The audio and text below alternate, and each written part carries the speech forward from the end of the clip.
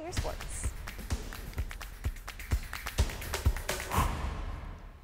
Well, this was hands down the craziest college basketball game I think I have ever been to. Aggies football calls their fans the 12th man, and I think it's time for Baylor basketball to call theirs the 6th man.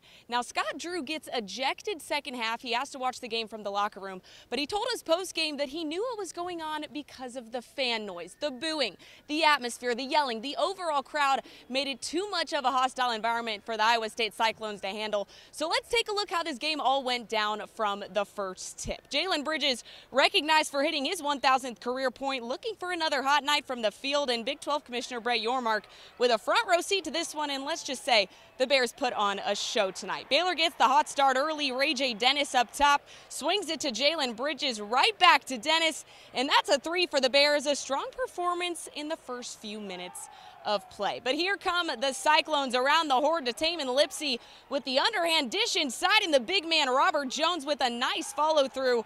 14-9 Bears. Bullies in the paint here. Lipsey to Hassan Ward, a 1-2 punch, and what a dunk for 2-4. Cyclones take the lead 17-16.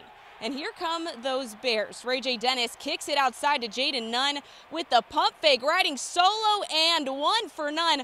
Remember that, because that comes around at the end of the game. It's 18-17 Baylor, shooting 100% from the line in the first half. And Baylor now works it from the arc. Josh Ojanwuna takes it himself. It's batted down.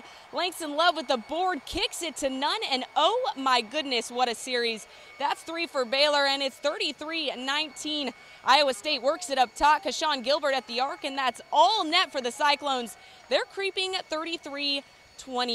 Baylor crashing the boards hard first half. With 24 in that one alone, Jalen Bridges takes one. It's no good, but Jacoby Walter, a bully in the paint, kicks it back to Nunn. And let's run it back. That's all net. Baylor going 7 of 11 from 3 in the first. And Bears head to the locker room with the lead. But second half, completely different story. Like I said, Scott Drew ejected from the game for the first time ever after 2 technicals for not staying in the coach's box. And assistant head coach John Jankus steps in to that role. So Cyclones take the lead for much of this half, go on a 20-0 run. Tamin Lipsey with a big-time layup to take the lead. 10 seconds left on the clock. Jaden Nunn takes it himself, uses his body, the biggest and one maybe of his life. And Bears take the 2-point lead here. The Cyclones think they sink a 3 at the buzzer, but the shot doesn't get off before the clock. And the Bears overcome all kinds of adversity and feed off the Foster to take a huge win in Waco, 70-68 final. And next up, the Bears, well, they'll be staying right here in the Foster in another hostile environment to continue their top-ranked opponent tour when they host Texas Tech for a late-night battle on Tuesday. Now, switching over to the women's side real quick, the Bears coming off a tough loss to Texas on Thursday. Baylor showing struggles from the arc, going 7 of 30 from 3, with Sarah Andrews being the only one to snag double figures on the night. Nikki Cullen and company now looking to bounce back as they hit the road to Houston to face the Cougars, with that tip Sunday at 2 p.m. And I'll break that one all down tomorrow night after that matchup.